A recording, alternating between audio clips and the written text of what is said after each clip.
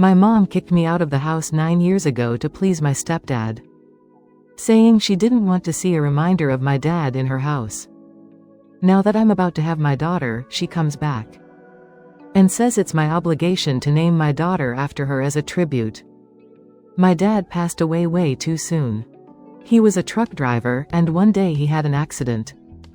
It was really sad for me, especially since my relationship with my mom was already bad at that time.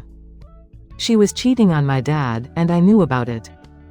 One of the reasons my dad worked so much was because he wanted to save enough money to buy a house for the two of us, so he could divorce her. Technically, the house we were living in was hers. She never really cared to hide her affair, and I often saw her bring her boyfriend home. After my dad passed, that guy became my stepdad. At first, he tried to act like he was cool with me. And honestly, I talked to him normally because I didn't have much choice. I figured if I had to live with him, we could at least try to get along. But that didn't last long. Little by little, he started telling my mom that he didn't want to raise a kid that wasn't his, and so on. I saw it all because they'd argue about it right in front of me. Even though my relationship with my mom wasn't great, I never thought she'd actually kick me out. Well, I was wrong. One day, we had an argument because she had taken the money I was saving and gave it to my stepdad. I called her out on it, and that's when she told me I was useless, that she didn't want me in the house anymore, and that I was just a bad reminder of my dad. She said she didn't even understand why I was still there. I thought she was just saying that because she was mad. But no, the next day, my clothes were thrown out of the house. And when I tried to go inside, my stepdad blocked the door and told me I didn't live there anymore. I called a friend, desperate, and he let me stay at his place for a while. After that, I moved to my grandma's house. At first, she wasn't exactly thrilled about having to raise me either, but it was definitely better than living with my mom and stepdad. Little by little, we got to know each other better, and she really became like a mom to me. From there, I finished high school, went to college, dated, got married, and now I'm finally about to have my daughter. I told my grandma the news, since we talk almost every day, even though I live far away now. Apparently, she told my mom, because the next day, my mom called me to talk about it. Mind you, we hadn't spoken in 9 years, so it was definitely weird. She didn't ask anything about me, and just jumped straight into talking about my daughter. That's when, out of nowhere, she told me she'd always dreamed of having a granddaughter named after her, and was happy her dream would finally come true. I asked her what she was talking about, and she said obviously I was going to name my daughter after her. For context, my great-grandmother did the same with my grandma, and my grandma did it with my mom, so I guess my mom assumed I'd do the same. I told her I wasn't going to do that, and that I never planned on continuing that tradition. She asked me what I meant and if I already had a name picked out. I said no, just that I didn't want to name my daughter after her, because she didn't mean anything to me anymore, and hadn't been my mom for a long time. She said that was ridiculous, that everyone had respected the tradition, and it was my obligation to do the same. Since I wanted to be difficult, she said she was coming to my house to settle things and demand her rights. Then she hung up. My grandma called me right after, all worked up, saying my mom was serious, and stopped by her place, saying she was coming to my house. So, as I'm writing this, she's on her way. Honestly, I want her to come. I'm ready to say everything I never got to say all these years. So I'm waiting for her, eagerly. When I hung up the phone, I stared at the ceiling, feeling a mix of adrenaline and anger coursing through my veins. My mom was really on her way. After 9 years of silence, she thought she could just show up, make demands, and act like she still had any power over me. The nerve of her was unbelievable. But at the same time, the chance to finally say everything I had held back for so long gave me a bitter sense of anticipation. My wife walked into the room, noticing the tension on my face. "Is she really coming?" she asked, already knowing the answer. I nodded, trying to keep my anger in check. She thinks she has the right to demand something. Like she's been a mother to me or even a presence in my life since she kicked me out. Now, suddenly, because I'm having a daughter, she thinks she can come in here and dictate what I do in my own family.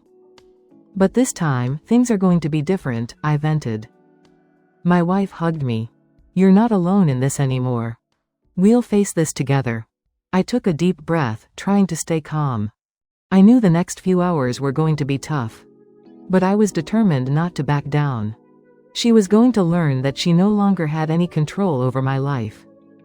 A few hours passed. And then the sound of a car pulling up in front of the house echoed through the room. I went to the window and saw my mom's old car. The engine was still rumbling. Like she was ready to storm into my life as a furious whirlwind. My mom stepped out of the car, carrying the same arrogant look she always had, though time had left its mark. She looked worn down, like life hadn't been as kind as she expected after kicking me out.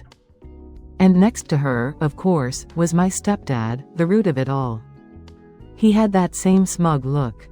As if he had won, as if he was the boss of the situation. But this time, things were going to be different. They knocked on the door like they had the right to be there. I opened it, staring them down without a word. So, are you going to let us in, or are we going to settle this here? My mom snapped, without even a hello. Her authoritative tone made my blood boil. I wasn't the teenager she could manipulate or intimidate anymore. Come in, I said firmly. But it's not going to go the way you think. They walked in and sat on the couch. As if nothing had changed. As if this was a normal family reunion. My stepdad didn't look me in the eye. But he kept that smug grin on his face. Like he knew my mom would bend me to her will, just like she always did. So, she started, crossing her legs and leaning forward. Let's get straight to the point. Of course you're going to follow the tradition and name your daughter after me. That's what's expected, and I'm here to make sure you do the right thing. I laughed, a bitter, angry laugh. Do you have no shame? After kicking me out of your house, calling me useless, and taking everything I had. Now you show up and think you have the right to demand anything? What have you done for me in the last 9 years? Not a single call, not a single gesture. And now, because I'm having a daughter, you think you can waltz back in here and tell me what to do? You mean absolutely nothing to me. She looked shocked. Like she had never imagined I would dare to confront her this way. I'm your mother. You owe me respect. If you think you're just going to ignore our family's tradition. Tradition? I cut her off. What tradition? The tradition of destroying your own family? Because that's exactly what you did when you decided to kick me out to please your husband. You chose him. You always chose him. Even when you were cheating on my dad, remember that? The man who died, and you couldn't wait to bring this guy into the house. I pointed at my stepdad. My mom tried to speak, but I didn't let her. You think I don't know what really happened? My dad worked himself to the bone trying to get us out of that house. Saving money so I could have a future. And what were you doing? Meeting your boyfriend while he was on the road.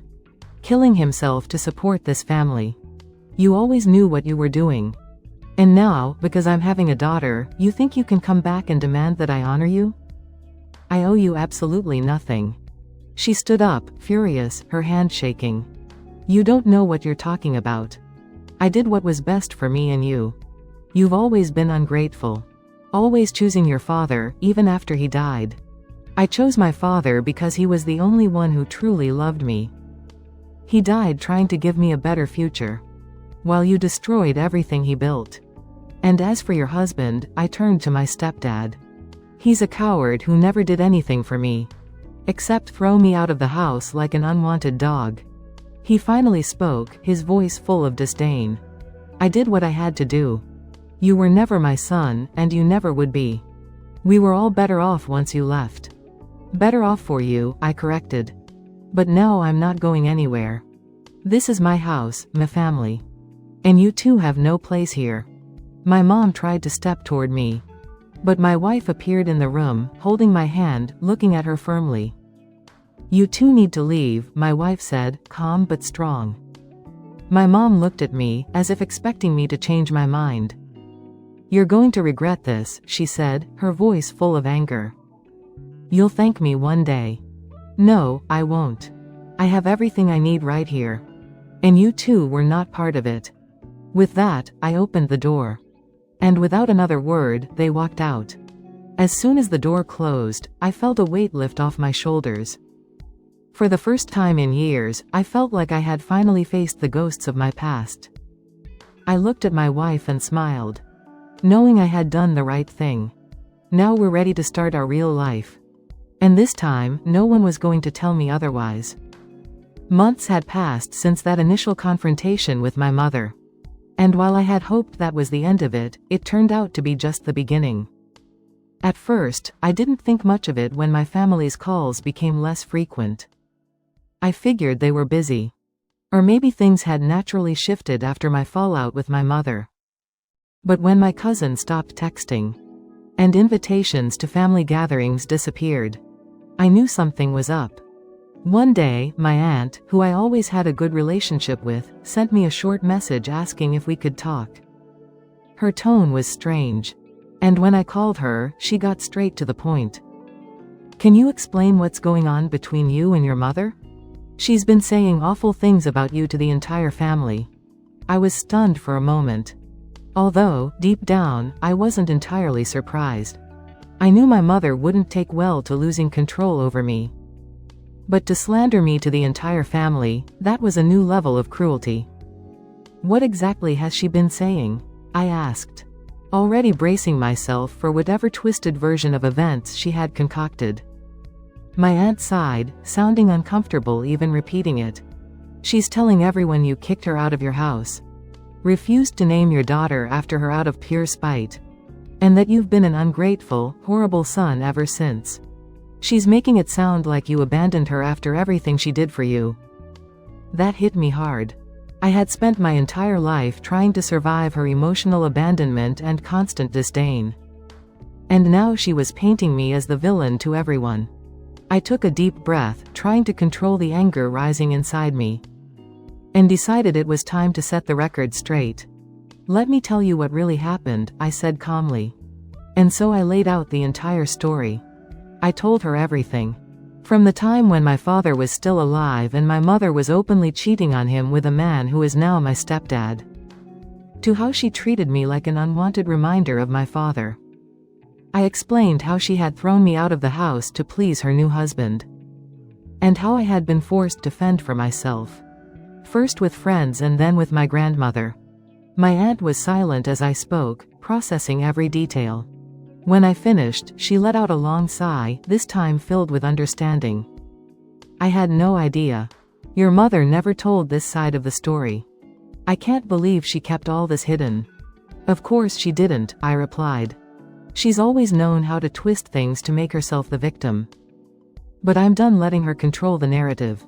From that conversation, the truth began to spread within the family. One by one, relatives reached out to me, wanting to hear my side of things. Each time, I explained everything, holding nothing back. And the more people learned, the more they began to see through my mother's lies. Slowly but surely, she lost the grip she had over our family's perception of her. The turning point came when my grandmother, the most respected figure in the family, decided to step in. She called me and asked me to visit. When I arrived at her house, she looked serious, deep in thought. We sat down in the living room, and she began. "I want to hear what's really going on. Because your mother has told me terrible things. But I know there's more to this story." I told her everything, just as I had with the others. But this time, in even more detail. I spoke about how my father had sacrificed his health and his life to support us, while my mother betrayed him behind his back. I described how I had been kicked out of the house and left to fend for myself. And how, after years of silence, she had reappeared only to demand something. As if I still owed her anything. My grandmother sat in silence, her eyes filled with a mix of sadness and understanding. When I finished, she took a few moments before speaking. "I knew something was wrong," she finally said. "Your mother never wanted to talk about what really happened. Now everything makes sense. After that conversation, my grandmother, the most respected person in our family, took a firm stand. She confronted my mother directly, demanding answers about everything she had done. For the first time, my mother had no escape. Her carefully crafted lies had crumbled, and the support she had once enjoyed from the family began to disappear. There were no more excuses left. From that point on, my mother stopped attending family gatherings. The woman who had always been the center of attention was now isolated. As for me, I finally found peace. Over time, my wife and I were able to focus on our life together, raising our daughter with love and respect. The very things I had never truly experienced from my own mother. Every now and then, I reflect on everything that happened. Sometimes I catch myself thinking about the concept of what a mother is supposed to be. We grow up believing that mothers are sacred figures, who love us unconditionally and will do anything to protect us. But sometimes reality is far different. Being a mother isn't just about giving birth. It's about being there, supporting, loving, and making sacrifices for your child. My biological mother failed in every one of those aspects. Today, I'm at peace. My mother hasn't spoken to me since. And honestly, I don't miss her. I have a family who truly loves me, who supports me and who stands by me through everything. My grandmother has remained a strong, loving presence in our lives. And over time, the void my mother left has been filled by the genuine love of those who truly care. If I've learned anything from all of this, it's that family is more than just blood. Family is about who stands by your side, who respects you and who supports you, no matter what. And now I'm finally living that truth.